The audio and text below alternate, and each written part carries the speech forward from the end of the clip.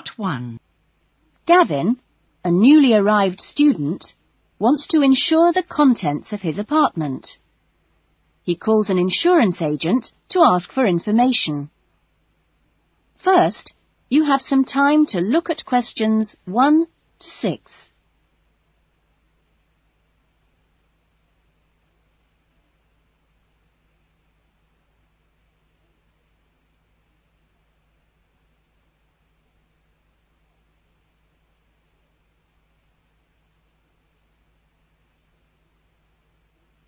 Listen carefully to the conversation and answer questions 1 to 6.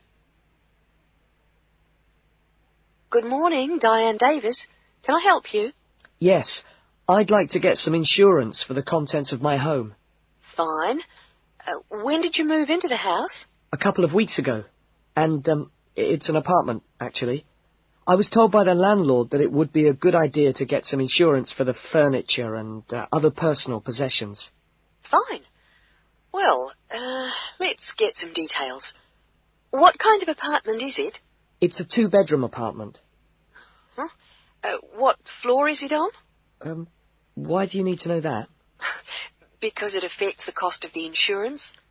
An apartment on the ground floor isn't as protected as others, and there's more chance of a break-in. Really? I didn't know that. It's on the second floor. Second. And how much is the rent? It's $615 per month.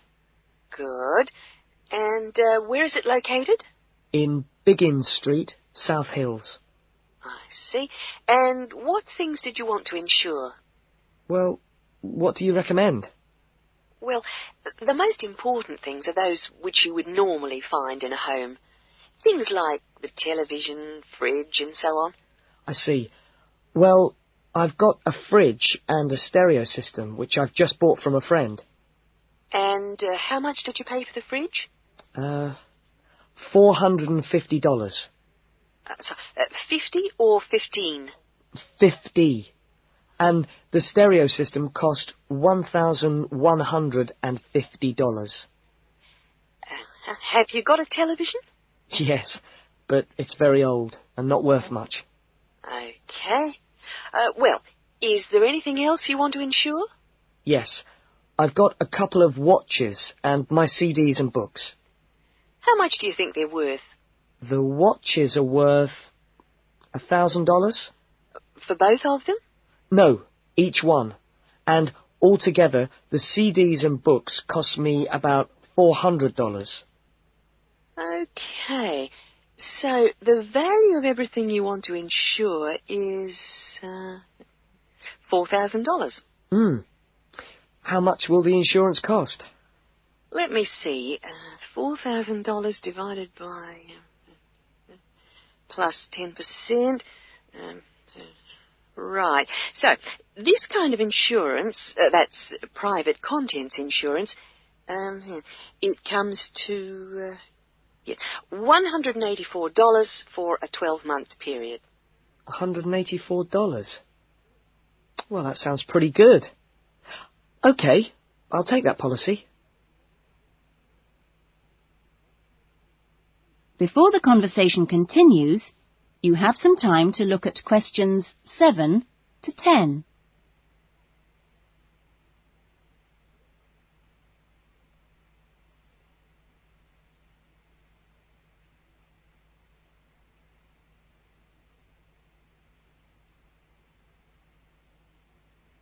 Now listen carefully and answer questions 7 to 10. Can I arrange the policy over the phone? Sure. Just let me get the details down. So, that's Mr. Gavin Murray. That's Murray. And the address is? It's 16C, Biggins Street, South Hills. Okay.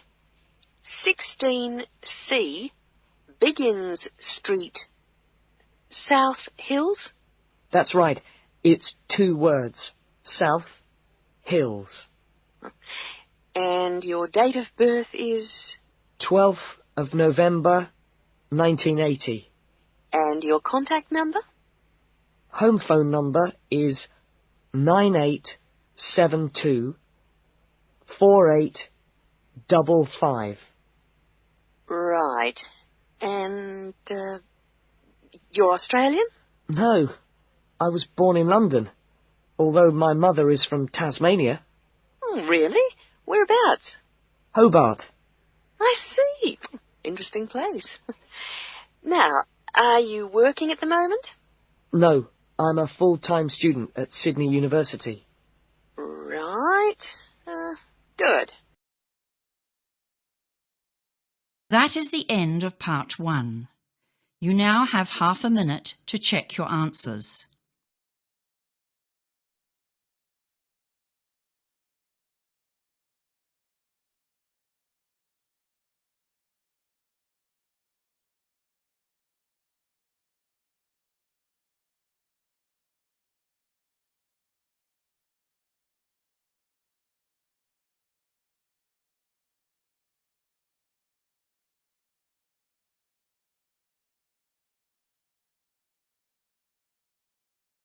Now turn to part 2. Part 2. You will hear an address by the college president welcoming new students to a residential college. First, you have some time to look at questions 11 to 14.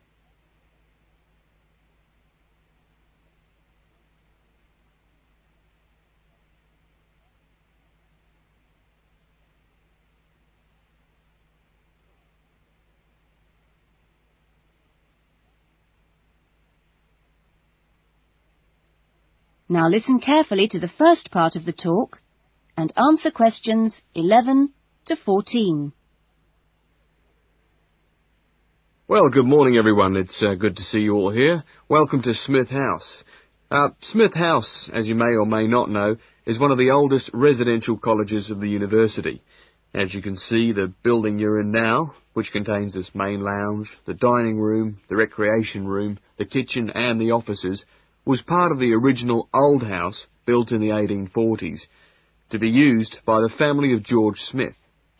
That's, of course, how the house and college got their names. The original house was converted into a residential college for the university in 1940, and since then has continued to be added on to and modernised. You'll notice when you receive your room allocation in a few minutes that your room number either begins with the letter N, S or W, like this one here. The first letter refers to the 3 wings of the college, which come away from this main building. Of course, the letters represent the 3 directions, in this case, north, south and west. Each wing has 2 floors, and so the next number you see is either 1 or in this case 2, and this indicates which floor your room is on. The number after that is your individual room number. So it's quite simple to find any room by going to the right wing, then floor, and then room number. Before you hear the rest of the talk, you have some time to look at questions 15 to 20.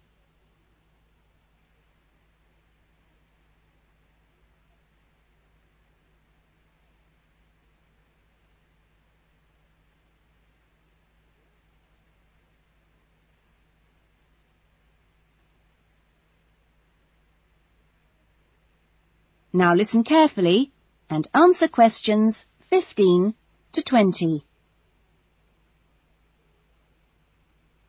You'll also notice, when you receive your orientation pack shortly, that there are 2 keys.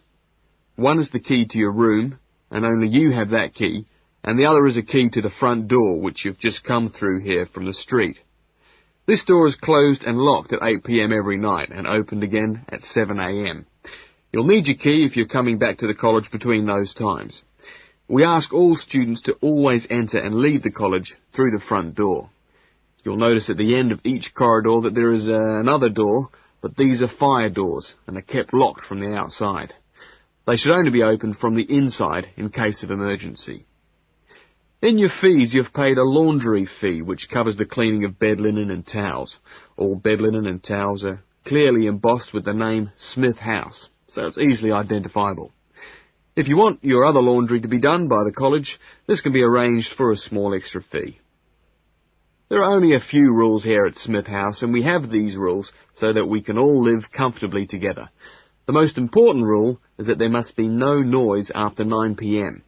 There is also no smoking in the rooms or anywhere inside the college, but smoking is permitted on the balconies. All meals are served in the dining room. Meal times are listed in your orientation pack. Please read these carefully, as meal times cannot be changed, and if you arrive late, I'm sorry to say, you'll just go hungry. If you're unsure about things, each floor has an elected floor senior, who is usually a student in their 3rd or 4th year of study, who's been at Smith House for a while. The floor seniors will introduce themselves later today and answer any questions you have. But for now, I'm going to hand you over to Marnie, who is going to give you the orientation packs and keys. Thanks, Marnie. That is the end of part 2. You now have half a minute to check your answers.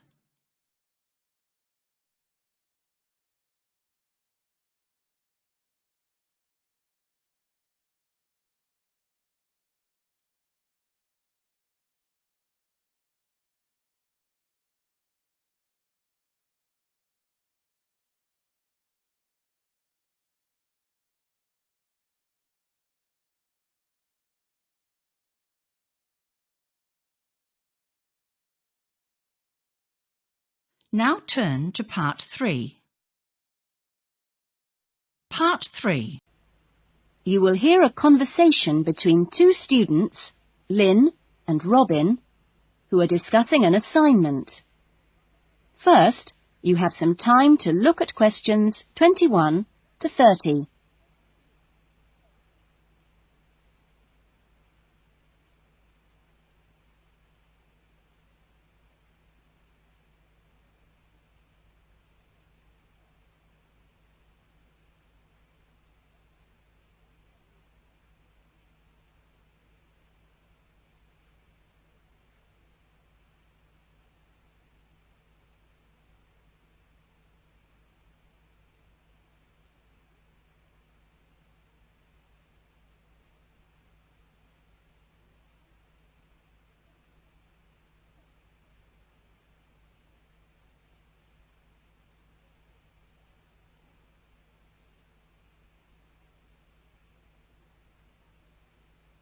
Now listen carefully to the conversation and answer questions 21 to 30.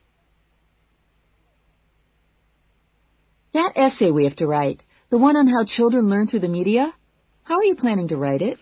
Well, I've given it some thought, and I think that the best way to approach it is to divide the essay into 2 parts.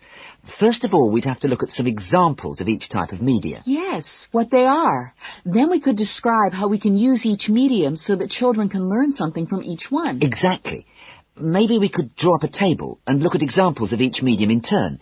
Let's see. The different forms of media would be the print media. Here you'd have things like books and newspapers, that sort of thing. And included in these are the pictorial forms of print media, like maps. Yes, maps are really just formal pictures, aren't they? And then there are what we call the audio forms of media, where children can listen. CDs and radios are probably the best examples because a lot of children have access to these, especially radios. And this would lead into the audio-visual media, which can be seen as well as heard. Film, television, and we mustn't forget videos. Yes, but there's a final category as well. Computers that make up the so-called electronic media. In the United Kingdom and Australia, they say that 1 in 3 families has a computer now. Yes, I believe it. Well, that's a good list to start with. We're really getting somewhere with this essay now. So let's move on to when each type of medium could be used. I guess we could start by trying to identify the best situation for each type of media. What do you mean? I'm talking about whether each medium should be used with different size groups. For example, we could look at pictures and ask whether they're more useful for an individual child, a few children together, or a full class. In this case, I'd say pictures are best with individual children because they give them an opportunity to let their imaginations run wild. Yes, I see. Let's take tapes next. Although tapes look ideal for individual children, I feel they're best suited to small group work. This way, children don't feel isolated, because they can get help from their friends. Computers are the same. I think they're better with small numbers of children, and they're hardly ever useful with a whole class. Videos, however, are ideal for use with everyone present in the class, especially when children have individual activity sheets to help them focus their minds on what's in the video. And what about books? What would you recommend for them? Books are ideal for children to use by themselves. I know they're used with groups in schools, but I wouldn't recommend it.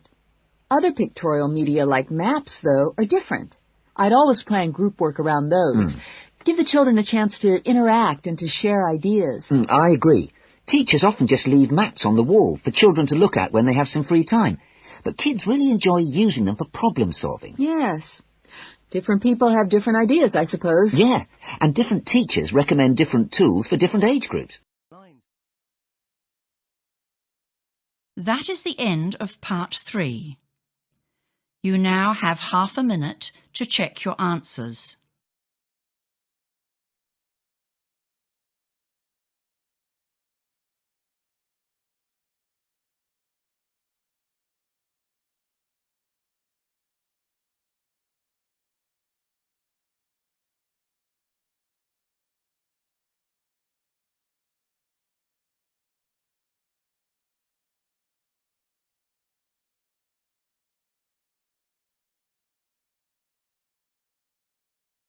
Now turn to part 4. Part 4. You will hear a lecturer talking to a group of students at the beginning of a course in rural development. First, you have some time to look at questions 31 to 40.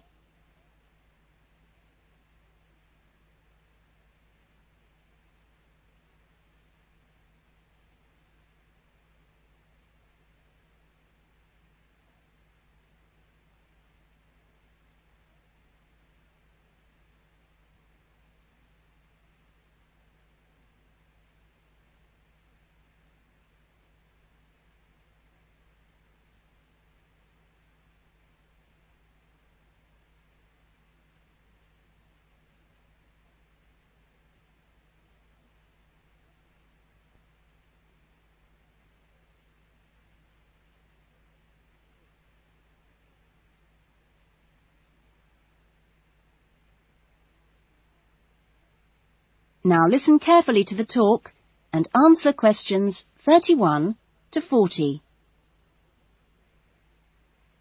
I hope that this first session, which I've called an Introduction to British Agriculture, will provide a helpful background to the farm visits you'll be doing next week. I think I should start by emphasising that agriculture still accounts for a very important part of this country's economy. We are used to hearing the UK's society and economy described as being industrial or even post-industrial. But we mustn't let this blind us to the fact that agriculture and its supporting industries still account for around 20% of our gross national product. This figure is especially impressive, I think, when you bear in mind how very small a percentage of the UK workforce is employed in agriculture. This is not a recent development. You'd have to go back to 1750 or so to find a majority of the workforce in this country working in agriculture. By the middle of the next century, in 1850 that is, it had fallen sharply to 10%, and then to 3% by the middle of the 20th century. And now, just 2% of the workforce contribute 20% of GNP. How is this efficiency achieved? Well, my own view is that it owes a great deal to a history over the last 50 or 60 years of intelligent support by the state, mainly taking the form of helping farmers to plan ahead. Then the two other factors I should mention, both very important, are the high level of training amongst the agricultural workforce. And secondly, the recognition by farmers of the value of investing in technology. Now, although the UK is a fairly small country, the geology and climate vary a good deal from region to region. For our purposes today, we can divide the country broadly into 3. I've marked them on the map here. The region you'll get to know best, of course, is the north, where we are at present. The land here is generally hilly, and the soil's thin. The climate up here, and you've already had evidence of this, is generally cool and wet. As you'll see next week, the typical farm here in the north is a small, family-run concern producing mainly wool and timber for the market. If we contrast that with the eastern region, over here, the east is flatter and more low-lying, with fertile soils and a mixed climate. Average farm size is much bigger in the east, and farms are likely to be managed strictly on commercial lines. As for crops, well, the east is the UK's great cereal-producing region. However, increasingly significant areas are now also given over to high-quality vegetables for supply direct to the supermarkets. The third broad region is the west, where it's a different story again. The climate is warmer than in the north and much wetter than in the east. The resulting rich soils in the west provide excellent pasture, and the farms there are quite large, typically around 800 hectares. The main products are milk, cheese and meat. So, clearly, there are marked differences between regions. But this does not prevent quite a strong sense of solidarity amongst the farming community as a whole, right across the country. This solidarity comes in part from the need to present a united front in dealing with other powerful interest groups, such as government or the media. It also owes something to the close cooperation between all the agricultural training colleges, through which the great majority of farmers pass at the beginning of their careers. And a third factor making for solidarity is the national structure of the Farmers' Union, of which virtually all farmers are members. Finally, in this short talk, I'd like to say a little about the challenges facing farmers in the next century. That is the end of part 4. You now have half a minute to check your answers.